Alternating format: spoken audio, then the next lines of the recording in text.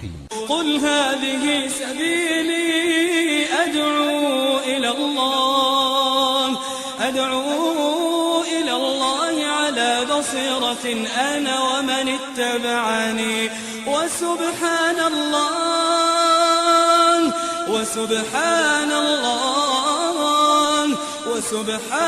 الله وما أنا من المشركين.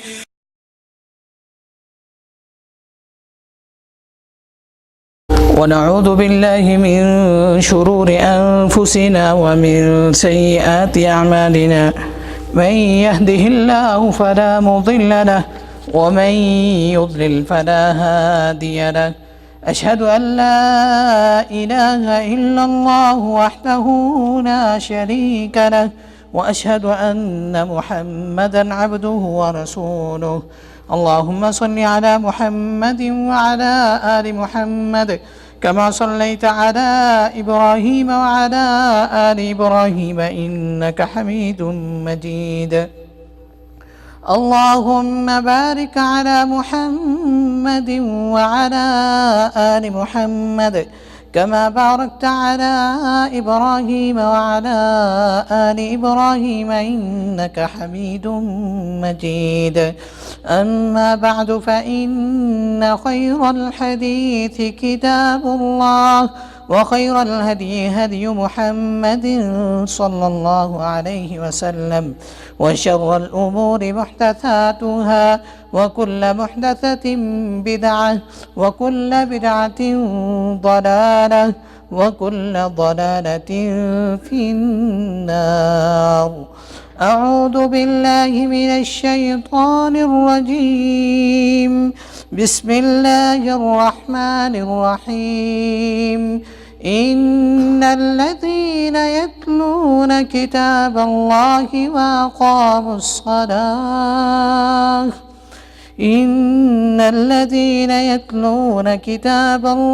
وأقاموا الصلاة وأنفقوا مما رزقناهم سرا وعلانية يرجون تجارة لن تبور ليوفيهم أجورهم ويزيدهم من فضله إنه غفور شكور.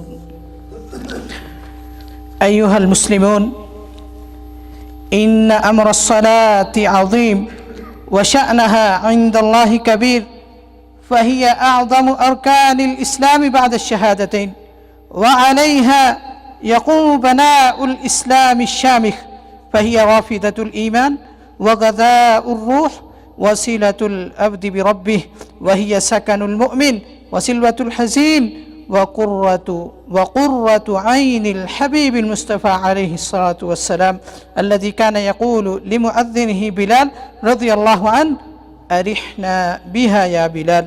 ويقول صلى الله عليه وسلم: وجعلت قرة عيني في الصلاة. فيقول الله عز وجل في كتابه الكريم: إن الصلاة كانت على المؤمنين كتابا موقوتا. ويقول: قل لعبادي الذين آمنوا يقيموا الصلاة. ويقول: وأمر أهلك بالصلاة واصطبر عليها. ويقول أيضا: في بيوت أذن الله أن ترفع ويذكر فيها اسمه يسبح له فيها بالغدو والآصال رجال لا تلهيهم تجارة ولا بيع عن ذكر الله وإقام الصلاة. وجاء عنه عليه الصلاة والسلام في فضل الصلاة أنه قال: الصلوات الخمس والجمعة إلى الجمعة كفارة لما بينهن ما لم تغش الكبائر. أخرجه مسلم. وقال عليه الصلاة والسلام: ما من امرئ مسلم تحضره صلاة مكتوبة فيحسن وضوءها وخشوعها وركوعها إلا كانت كفارة لما قبلها من الذنوب ما لم تؤت كبيرة، وذلك الدهر كله. والصلاة أيها الإخوة باب مفتوح إلى الجنة وطريق عظيم من طريق الجنة، فقد روي أن رسول الله صلى الله عليه وسلم قال ما من عبد يصلي الصلوات الخمس ويصوم رمضان ويخرج الزكاة ويجتنب الكبائر السبع إلا فتحت له أبواب الجنة وقيل له ادخل بسلام. أخرجه النسائي. وقال أيضا من توضأ فأسبغ الوضوء ثم مشى إلى صلاة مكتوبة فصلاها مع الإمام غفر له ذنبه. عباد الله، إن الذنوب عظيمة والأخطاء جسيمة والتقصير في جنب الله عز وجل قد ركمنا جميعا، والتفريط في القيام بالواجبات لا يخفى، وقد جعل الله سبحانه وتعالى في الصلاة ما يكفر ذلك ويجبر النقص والتقصير. فقد روي عنه عليه الصلاة والسلام أنه قال إن لله ملكا ينادي عند كل صلاة يا بني آدم قوموا إلى نيرانكم التي أوقدتموها على أنفسكم فأطفئوها. أخرجه الطبراني في الأوسط. فكم من نيران المعاصي والآثام نوقد في كل ساعة، وكم من نظرات الحرام نكسب في كل لحظة، وكم من سماع باطل نلهو به في كل وقت، وكم من غيبة ونميمة وأكل الأموال بالباطل نقترف في كل يوم. جاء رجل إلى النبي صلى الله عليه وسلم فأخبره أنه أصاب من امرأة قبلة، فأنزل الله عز وجل وأقم الصلاة طرفي النهار وزلفا من الليل إن الحسنات يذهبن السيئات. فقال الرجل يا رسول الله صلى الله عليه وسلم ألي هذه؟ قال لجميع أمتي كلهم. أخرجه البخاري ومسلم. فهذا فضل الله وهذه رحمته، فأين المذنبون وأين المقصرون وأين الشاردون عن الله؟ أما آن لهم أن يعودوا إلى ربهم ويرجون رحمته ويخافون عذابه، فإن عذابه لا شك واقع ما له من دافع. مر رسول الله صلى الله عليه وسلم بقبر فقال من صاحب هذا القبر؟ فقالوا فلان. فقال ركعتان أحب إلى هذا من بقية دنياكم. أخرجه الطبراني في الأوسط. سامعین محترم،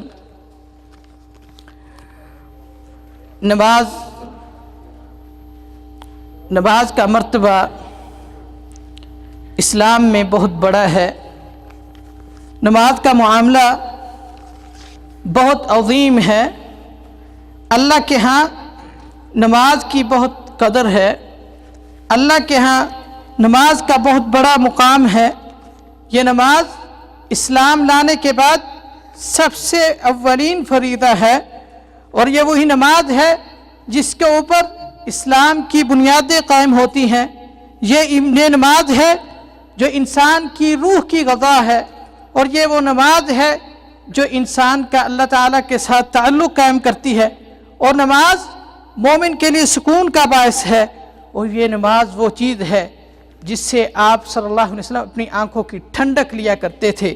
یہ نماز وہ چیز ہے کہ آپ صلی اللہ علیہ وسلم کو جب بھی کوئی مشکل پیش آتی، جب بھی آپ پریشان ہوتے، تو آپ اس نماز کے ساتھ اپنی آنکھوں کو ٹھنڈا کیا کرتے تھے.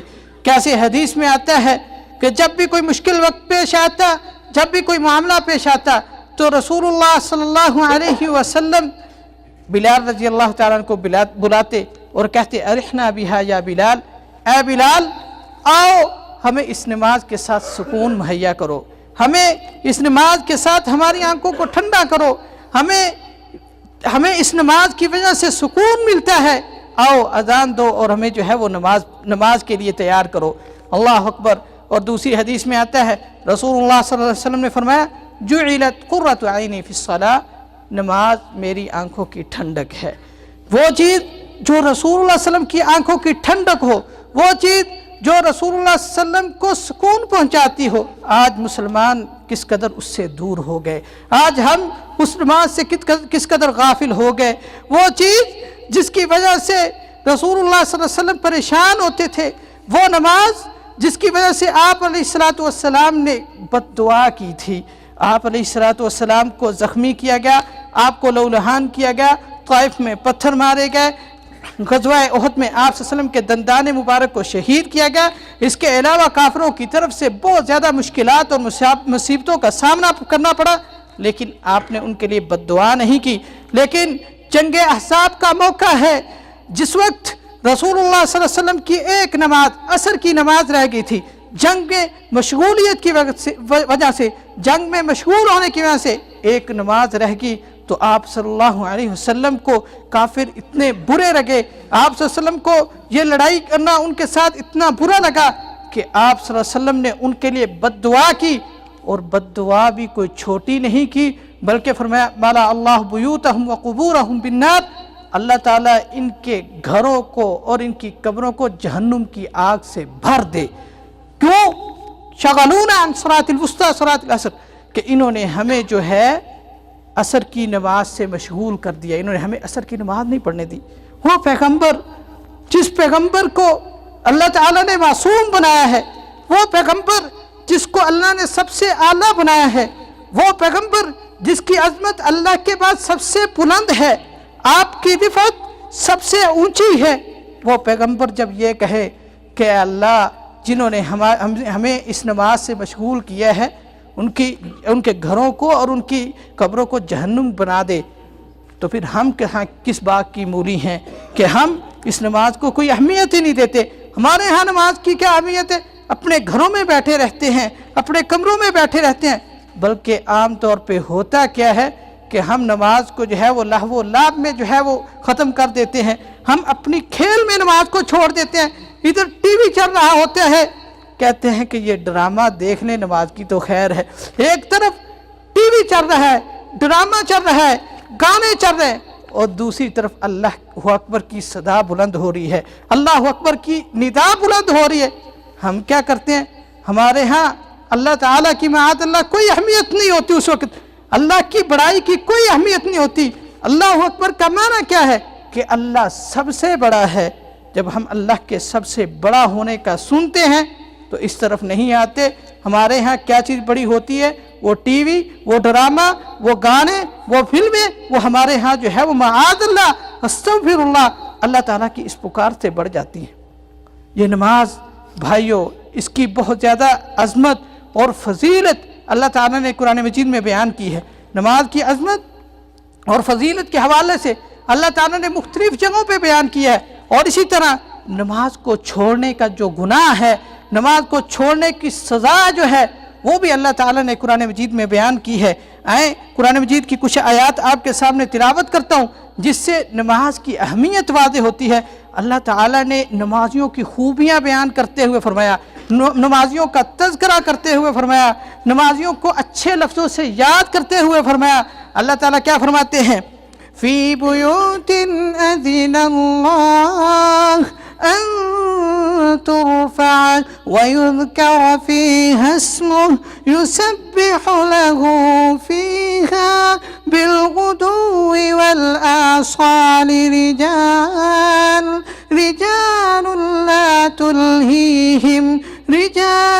لا تلهيهم تجارة ولا بيع رجال لا تلهيهم تجارة ولا بيع عن ذكر الله وإقام الصلاة يخافون يوما تتقلب فيه القلوب والأبصار. اللہ تعالیٰ فرما رہے ہیں فی بیوت اذن اللہ، اللہ کے گھر، مساجد، اللہ کے گھر، اللہ کی مساجد. اللہ تعالیٰ نے اس میں لوگوں کو حکم دیا ہے. کس چیز کا حکم دیا؟ ان ترفع ویذکر فیہا اسمہ، کہ ان مساجد میں، اللہ کے گھروں میں اللہ کا ذکر کیا جائے، اللہ کے نام کو بلند کیا جائے، اللہ کی عظمت کو بلند کیا جائے. فرمایا یسبح لہ فیہا بالغدو والآصال. اللہ تعالیٰ نے ذکر کو بلند کرنے کا، اللہ تعالیٰ نے اپنے ذکر کا تذکرہ کرنے کا حکم دیتے ہوئے فرمایا ہاں کچھ لوگ ایسے ہیں یسبح لہ فیہا بالغدو والآصال، جو صبح و شام اللہ کا تذکرہ کرتے رہتے ہیں، اللہ تعالیٰ کا ذکر کرتے رہتے ہیں، اللہ کی تسبیح بیان کرتے رہتے ہیں، اللہ تعالیٰ کی پاکیزگی بیان کرتے رہتے ہیں، اللہ کی دی ہوئی نعمتوں پہ اللہ کا شکریہ ادا کرتے رہتے ہیں۔ رجال لا تلہیہم تجارۃ ولا بیع عن ذکر اللہ، وہ آدمی ایسے ہیں، وہ لوگ ایسے ہیں، ان کی خوبی یہ ہے، وہ اتنے بہترین لوگ ہیں، لا تلہیہم تجارۃ ولا بیع عن ذکر اللہ، ان کو تجارت اور خرید و فروخت اللہ کے ذکر سے غافل نہیں کرتی۔ وہ تجارت میں بھی مصروف ہو تو اللہ کا ذکر کرتے رہتے ہیں، خرید و فروخت میں بھی مشغول ہو تو اللہ کا ذکر کرتے رہتے، اپنے اللہ کو نہیں بھولتے، کیونکہ ان کو پتہ ہے جو کچھ ہمیں مل رہا ہے وہ اللہ کی طرف سے عطا ہے۔ کوئی چیز بھی انسان کو اس کی محنت کی وجہ سے نہیں ملتی، بلکہ اللہ تعالیٰ کی طرف سے عطا ہونے کی وجہ سے ملتی ہے۔ اگر اللہ تعالیٰ کسی کو نہ دے، جیسے مرضی کوئی محنت کر لے اس کو نہیں مل سکتا۔ تو اس لیے فرمایا وہ لوگ، ان کی خوبی یہ ہے، لا تلہیہم تجارۃ ولا بیع عن ذکر اللہ، تجارت ہو، خرید و فروخت ہو، ان کو اللہ کے ذکر سے غافل نہیں کرتی۔ وَإِقَامِ الصَّلَاةِ، جیسے مرضی کام ہو، کام کا زور ہو، کام زور و شور سے چل رہا ہو، تو پھر بھی جب اللہ اکبر کی ندا بلند ہوتی ہے، جب اذان ہوتی ہے، جب نماز کے لیے اقامت کہی جاتی ہے، سارے کام چھوڑ دیتے ہیں، خرید و فروخت چھوڑ دیتے ہیں، اپنے سارے دھندے چھوڑ دیتے ہیں، سب کچھ چھوڑ چھاڑ کے اللہ کی مسجد کی طرف آ جاتے ہیں، نماز کو قائم کرتے ہیں۔ جو بندہ اذان سننے کے بعد، اذان ہوگی، اس نے اذان کو سن لیا، پھر وہ مسجد میں نہیں آتا، نماز کے لیے نہیں آتا، وہ بندہ بہت بڑا بدقسمت ہے، وہ بد نصیب آدمی ہے کہ اس نے سب سے عظیم ہستی کا نام سنا ہے، سب سے بڑی ہستی کا نام سنا ہے، اور پھر اس ہستی کے لیے اس نے ٹائم نہیں نکالا۔ اس سے بڑا بدبخت آدمی کوئی نہیں ہوتا۔ بھائیو، یہ بات ذہن میں رکھنا، جب نماز کا ٹائم ہوتا ہے اس وقت تجارت حرام ہو جاتی ہے۔ حرام ہونے کا مطلب یہ ہے کہ جب اذان کا ٹائم ہوا، کچھ آپ جو بھی آپ کمائیں گے، جو کچھ بھی آپ جو ہے وہ لیں گے، وہ سارا کا سارا رزق جو ہے آپ کے لیے حلال نہیں ہوگا۔ وہ رزق آپ حرام کما رہے ہیں، وہ حرام آپ لے رہے ہیں۔ حلال اگر آپ محنت بھی کر رہے ہوں، باقی وقت آپ حلال کا رزق کما رہے ہوں، لیکن جب آپ نماز ٹائم ہو جاتا ہے، نماز کے وقت اپنا کام چھوڑ کے نماز نہیں پڑھتے، تو سمجھ لیں کہ آپ کا یہ جو روزی ہے، یہ جو رزق ہے جس کے لیے آپ اپنا اتنی محنت کر رہے ہیں، مشقت برداشت کر رہے ہیں، یہ آپ حرام کی روزی کما رہے ہیں۔ یہ بات یاد رکھنا کہ حرام کی روزی میں برکت نہیں ہوتی۔ جو روزی آپ کو اللہ کے ذکر سے دور کر لے، وہ روزی جو آپ کو نماز سے دور کر دے، وہ رزق جو آپ کو نماز سے دور لے جائے، وہ رزق جو ہے انسان کے لیے بے برکتی کا باعث ہوتا ہے، انسان کو برکت نہیں ملتی۔ آپ دیکھ لیجئے گا، کوئی ایسا آدمی جو 5 وقت کی نماز پڑھتا ہو اور ساتھ رزق کماتا ہو، اور دوسرا آدمی جو نماز نہ پڑھتا ہو اور نماز کے وقت میں بھی اپنے کام میں مشغول رہتا ہو، آپ ان دونوں میں موازنہ کر کے دیکھ لینا۔ جو بندہ نماز پڑھتا ہے اس کو سکون بھی حاصل ہوتا ہے، اس کے رزق میں اللہ تعالیٰ برکت ڈال دیتے ہیں، اس کا رزق جو ہے وہ مبارک ہو جاتا ہے، بابرکت ہو جاتا ہے۔ لیکن ایک آدمی جو نماز نہیں پڑھتا، جیسے مرضی گھٹنے ٹیک لے، جو کچھ مرضی ہو جائے، اس کے رزق میں بے برکتی ہوتی ہے۔ ہوتا یہ ادھر سے پیسے جمع کیے، ادھر سے پیسے کمائے، نماز کا وقت جو ہے وہ ایسے چلا گیا، تو تھوڑی دیر بعد کوئی مصیبت آ گئی، کوئی مشکل ہوگی، ساری کی سارے پیسے چلے گئے، ساری کی ساری روزی چلے گی، رزق ختم ہو گیا۔ اللہ فرماتے ہیں لا تلہیہم تجارۃ ولا بیع عن ذکر اللہ واقام الصلاۃ، جو اللہ کے نیک بندے ہوتے ہیں ان کو تجارت، خرید و فروخت، کام دھندا، سارے کام، کوئی چیز بھی ان کو جو ہے وہ اللہ کی نماز سے نہیں روکتی۔ سب سے پہلے وہ نماز پڑھتے ہیں، بعد میں کوئی اور کام کرتے ہیں۔ اور یہ نماز اتنی اہمیت والی چیز ہے، اتنی عظیم چیز ہے کہ اللہ تعالیٰ اپنے نبی کو کہہ رہے ہیں، اپنے نبیوں کو اللہ تعالیٰ حکم دے رہے ہیں کہ اے میرے نبی، خود بھی نماز پڑھیے اور اپنے گھر والوں کو اس کا حکم دیجئے کہ وہ نماز پڑھے۔ اللہ اکبر۔ اللہ تعالیٰ نے قرآن مجید میں کیا فرمایا؟ وَأْمُرْ أَهْلَكَ بِالصَّلَاةِ وَاصْطَبِرْ عَلَيْهَا لَا نَسْأَلُكَ رِزْقًا نَحْنُ نَرْزُقُكَ وَالْعَاقِبَةُ لِلتَّقْوَى۔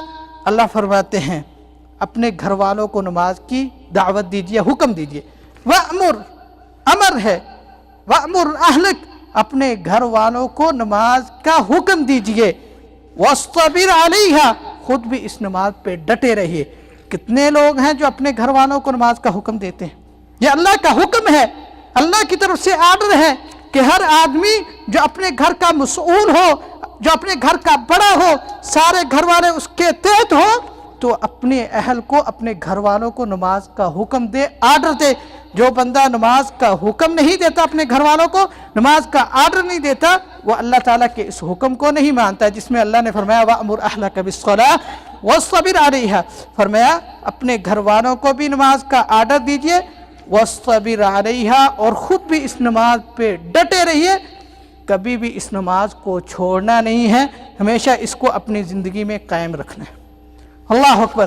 اور ساتھ یہ بات واضح ہونی چاہیے، اس بات کو سمجھنا چاہیے کہ جو ہم اللہ کی عبادت کرتے ہیں، نماز پڑھتے ہیں، روزہ رکھتے ہیں، حج کرتے ہیں، زکوٰۃ دیتے ہیں، جو بھی عبادت کرتے ہیں، مالی بدنی جیسی بھی عبادت ہو، اس کا فائدہ ہمیں ہے، ہماری جان کو ہے، ورنہ اللہ تعالیٰ ہماری عبادت کی محتاج نہیں ہے، اللہ تعالیٰ کو ہماری عبادت کی ضرورت نہیں ہے۔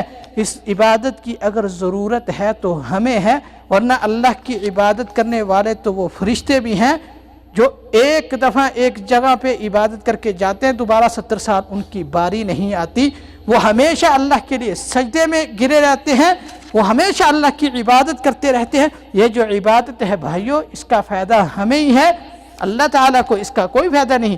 اللہ تعالیٰ نے قرآن مجید میں اسی لیے فرمایا وَأْمُرْ أَهْلَكَ بِالصَّلَاةِ وَاصْطَبِرْ عَلَيْهَا لَا نَسْأَلُكَ رِزْقًا، ان لوگوں کو بتا دیجئے، ان لوگوں کو سمجھا دیجئے کہ اس عبادت کا ہمیں کوئی فائدہ نہیں۔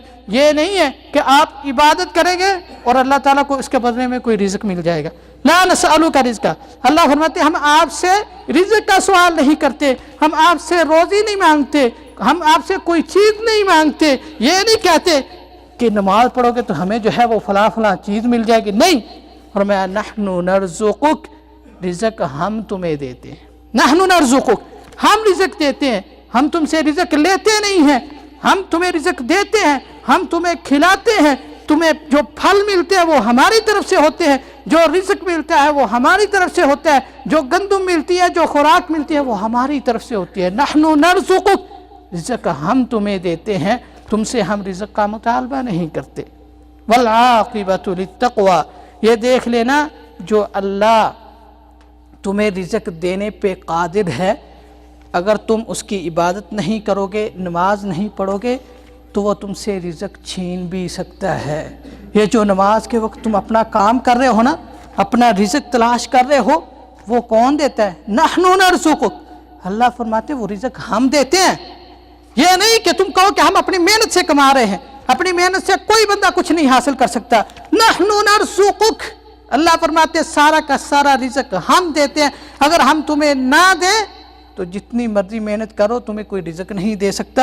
تو اس لیے نماز کے وقت، نماز کے ٹائم جو تم رزق کما رہے ہو، اگر اللہ چاہیں تو وہ رزق تم سے چھین بھی سکتے ہیں، تم سے وہ رزق ختم بھی ہو سکتا ہے۔ والعاقبۃ للتقوی، یہ دنیا میں تم نے ہمیشہ نہیں رہنا، یہ دنیا ہمیشہ نہیں ہے، ایک دن تم نے اس دنیا کو چھوڑ کے جانا ہے۔ کوئی خوبصورت ہے اس نے بھی چھوڑ کے جانا ہے، کوئی بدصورت ہے اس نے بھی چھوڑ کے جانا ہے، کسی کے پاس تاج و تخت ہے اس نے بھی چھوڑ کے جانا ہے، جس کے پاس بادشاہت ہے اس نے بھی چھوڑ کے جانا ہے، جس کے پاس صدارت و وزارت ہے اس نے بھی چھوڑ کے جانا ہے، خطیب نے بھی چھوڑ کے جانا ہے، نیک آدمی نے بھی چھوڑ کے جانا ہے، اور برے آدمی نے بھی اس دنیا کو چھوڑ کے جانا ہے۔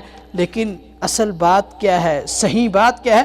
والعاقبۃ للتقوی، یہ یاد رکھیے کہ اس دنیا کو جب تم چھوڑ کے جاؤ گے تو صحیح انجام اس وقت شروع ہونے والا ہے، اور جو انجام ہوتا ہے، جس میں سب کچھ ملنا ہے، وہ آخرت ہے۔ والعاقبۃ للتقوی، انجام کار، آخر کار ان لوگوں کے لیے ہے جو متقی ہیں، جو پرہیزگار ہے۔ اور جو بندہ نماز نہیں پڑھتا اس کا انجام بہت برا ہے، کیونکہ وہ متقی نہیں ہے، وہ پرہیزگار نہیں ہے۔ والعاقبۃ للتقویٰ۔ اور میرے بھائیوں، یہ نماز جو ہے گناہوں کا کفارہ ہے۔ کتنی فضیلت والی چیز ہے کہ انسان نماز پڑھے تو انسان سے جتنے بھی چھوٹے گناہ، صغیرہ گناہ ہوتے ہیں، نماز کی وجہ سے اللہ تعالیٰ معاف فرما دیتے ہیں۔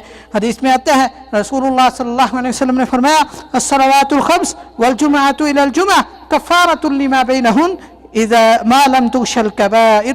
فرمایا 5 نمازیں اور ایک جمعہ سے دوسرے جمعہ تک جو گناہ ہوتے ہیں وہ سارے کے سارے اللہ تعالیٰ معاف فرما دیتے ہیں۔ آپ نے ظہر کی نماز پڑھی اور عصر کی نماز پڑھنے آئے، اس دوران جو آپ سے صغیرہ گناہ ہو گئے، چھوٹے گناہ ہو گئے، وہ سارے کے سارے معاف۔ اسی طرح 5 نمازوں کا معاملہ ہے کہ سارے کے سارے گناہ انسان کے نماز پڑھنے کی وجہ سے معاف ہو جاتے ہیں۔ یہ کتنی فضیلت ہے، یہ کتنی عظمت ہے کہ انسان نماز پڑھے اور انسان کے گناہ جو ہیں وہ معاف ہو جائیں۔ وہ گناہ جو انسان کو جہنم کی طرف لے کے جاتے ہیں، انسان کے وہ گناہ معاف ہو جائیں تو اور انسان کو کیا چاہیے۔ اللہ اکبر۔ میرے بھائیوں، یہ نماز جو ہے جنت کا دروازہ ہے۔ یہ نماز ایسی چیز ہے جو یہ ایسا دروازہ ہے جو جنت کی طرف کھلتا ہے۔ نمازیوں کے لیے اللہ تعالیٰ نے جنت تیار کر کے رکھی ہے، اور کوئی بندہ نماز نہیں پڑھتا تو سمجھ لے کہ وہ جنت میں نہیں جا سکتا، اس کے لیے جنت کا دروازہ نہیں کھلے گا۔ حدیث میں آتا ہے، رسول اللہ صلی اللہ علیہ وسلم نے فرمایا، کوئی آدمی 5 نمازیں پڑھے، 5 نمازیں ادا کرتا ہے، ما من عبد، کوئی آدمی یصلی الصلوات الخمس، وہ 5 نمازیں ادا کرتا ہے، ویصوم رمضان، اور وہ رمضان کے روزے رکھتا ہے اور زکوٰۃ ادا کرتا ہے، اور جو بڑے بڑے 7 گناہ ہیں ان سے بچتا ہے، الا فتحت لہ ابواب الجنہ، ایسے آدمی کے لیے اللہ تعالیٰ جنت کا دروازہ کھول دیتے ہیں۔ نمازی کے لیے جنت کا دروازہ کھل جاتا ہے۔ اور یہ نماز اللہ کے ساتھ جو ہے نفع مند تجارت ہے، جس میں کبھی کوئی نقصان نہیں ہونا۔ دنیا کی تجارت، دنیا کا مال، دنیا کی دولت، ساری کی ساری اس میں خسارہ ہو سکتا ہے، انسان کو اس میں نقصان ہو سکتا ہے، لیکن یہ نماز ایسی چیز ہے جس میں کبھی نقصان نہیں ہوگا۔ اللہ تعالیٰ نے قرآن مجید میں کیا فرمایا، ان الذین یتلون کتاب اللہ واقاموا الصلاة وانفقوا مما رزقناهم سرا وعلانية يرجون تجارة لن تبور ليوفيهم أجورهم ويزيدهم من فضله إنه غفور شكور۔ فرمایا وہ لوگ جو کتاب اللہ کی تلاوت کرتے ہیں، قرآن مجید کی تلاوت کرتے ہیں، وَأَقَامُوا الصَّلَاةَ، اور نماز قائم کرتے ہیں، وَأَنفَقُوا مِمَّا رَزَقْنَاهُمْ، اللہ کے راستے میں خرچ کرتے ہیں، يَرْجُونَ تِجَارَةً لَن تَبُورَ، وہ ایسی تجارت کی امید لگائے بیٹھے ہیں، لن تبور، جو تجارت کبھی ختم نہیں ہوگی۔ وہ کون سی تجارت ہے؟ وہ جنت والی تجارت۔ دنیا کی تجارت 1 دن رہی، 2 دن رہی، 3 دن رہی، پھر ختم ہوگی۔ یہ دن بدلتے رہتے ہیں، آج کوئی مالدار ہے، سیٹ ہے، کل کو وہی آپ کو فقیر نظر آئے گا، لیکن لن تبور، اللہ فرماتے ہیں یہ ایسی تجارت ہے جو کبھی ختم نہیں ہوتی۔ لیوفیہم اجورہم ویزیدہم من فضلہ، فرمایا کہ اللہ تعالیٰ تمہیں اس تجارت کا پورا پورا فائدہ دیں گے، پورا پورا نفع دیں گے، اس میں تمہیں کبھی گھاٹا اور خسارہ نہیں ہوگا۔ فرمایا صرف نفع ہی نہیں تمہیں ملے گا، فائدہ ہی نہیں ملے گا، وَيَزِيدَهُم مِّن فَضْلِهِ، اللہ تعالیٰ اپنے فضل سے اور بھی عطا کریں گے۔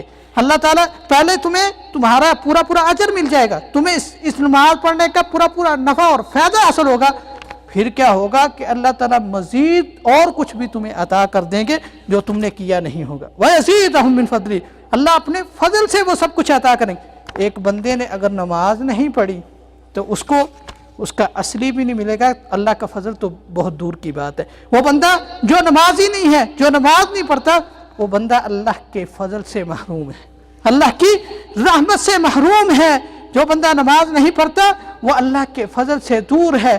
اللہ کا فضل حاصل کرنے کے لیے ضروری ہے کہ انسان نماز پڑھے۔ تو نماز اس کی بھائیوں بہت زیادہ اہمیت ہے۔ تو انشاءاللہ اس کی اہمیت پہ آگے بھی انشاءاللہ 2-3 جمعوں میں بیان کروں گا۔ اللہ تعالی ہمیں اس پہ عمل کرنے کی توفیق عطا فرمائے۔ جس قدر اس نماز کی اہمیت ہے اس کو ہم پہچان کے اس کے مطابق جو ہے ہم عمل کریں، اس کے مطابق ہم چلیں، کیونکہ یہ نماز وہ چیز ہے جس کے حوالے سے رسول اللہ صلی اللہ علیہ وسلم نے اول ما یحاسب به العبد یوم القیامہ الصلاۃ، سب سے پہلے جس کا حساب ہوگا وہ نماز ہوگی۔ اگر کوئی بندہ نماز میں پاس ہو گیا تو وہ باقی منزلیں طے کرے گا، اگر کوئی بندہ نماز میں ہی فیل ہو گیا تو وہ سیدھا کا سیدھا جو ہے وہ جہنم میں چلا جائے گا۔ اور یہ نماز ایسی چیز ہے کہ جو سب سے پہلے عبادات میں سے جو عبادت فرض کی گئی ہے وہ نماز ہے۔ باقی ساری عبادات بعد میں ہے، روزہ بعد میں آیا، حج بعد میں آئی، زکوٰۃ بعد میں آئی، باقی جتنی عبادات ہیں ساری کی ساری بعد میں آئی۔ سب سے پہلی جو عبادت فرض کی گئی تھی، جس کو انسانوں کے اوپر لازمی قرار دیا گیا ہے ہمارے اسلام میں، ہماری شریعت میں، وہ نماز ہے۔ سب سے پہلے نماز فرض کی گئی، باقی عبادات جو ہے وہ بعد میں آئی ہیں۔ سب سے پہلے حساب نماز کا ہو گیا، سب سے پہلے فرض نماز کی گئی۔ اور حضرت عبداللہ بن عباس رضی اللہ عنہ فرماتے ہیں آخر ما تفقدون من دینکم الصلاۃ، سب سے آخر میں جو دین کے حصوں میں سے جو سب سے آخر میں ختم ہوگا وہ بھی نماز ہے۔ جب نماز ختم ہو جائے گی تو سمجھ لو قیامت قائم ہو جائے گی، اس کے بعد کوئی چیز باقی نہیں رہے گی، سارا کا سارا یہ جہان، یہ دنیا ختم ہو جائے گی۔ اس لیے بھائیوں ہمیں چاہیے کہ ہم ایسی چیز جس کی اتنی زیادہ اہمیت ہو، جس کی اتنی بڑی شان ہو، جو اس قدر بلند ہو، ہم سارے کے سارے کوشش کریں کہ بجائے اس کے کہ نمازوں کا وقت اپنے کمروں میں اپنے گھروں میں ضائع کریں، ہم اس نماز کی طرف آ جائیں تاکہ ہم دنیا کا فائدہ بھی حاصل کر سکیں اور آخرت کے فائدوں سے بھی مستفید ہو سکے۔ اللہ تعالی ہمیں جو سنایا ہے اس پہ عمل کرنے کی توفیق عطا فرمائے۔ سبحان ربک رب العزۃ عما یصفون وسلام علی المرسلین والحمد للہ رب العالمین۔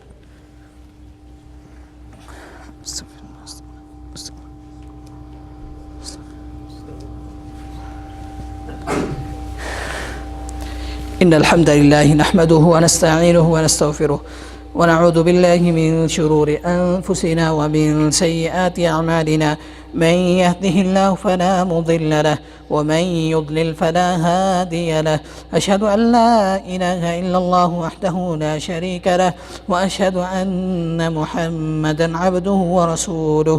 اللهم صل على محمد وعلى آل محمد كما صليت على إبراهيم وعلى آل إبراهيم إنك حميد مجيد۔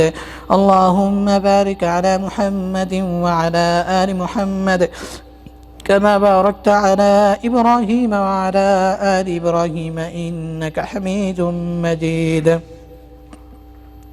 ربنا آتنا في الدنيا حسنة وفي الآخرة حسنة وقنا عذاب النار۔ ربنا ظلمنا أنفسنا وإن لم تغفر لنا وترحمنا لنكونن من الخاسرين۔ يا قاضي الحاجات اقضي حاجاتنا وحاجات المسلمين، يا شافي الأمراض اشف مرضنا ومرض المسلمين، اللهم اشف كل مريض، أذهب البأس رب الناس واشف أنت الشافي لا شفاء إلا شفاؤك شفاء لا يغادر سقما۔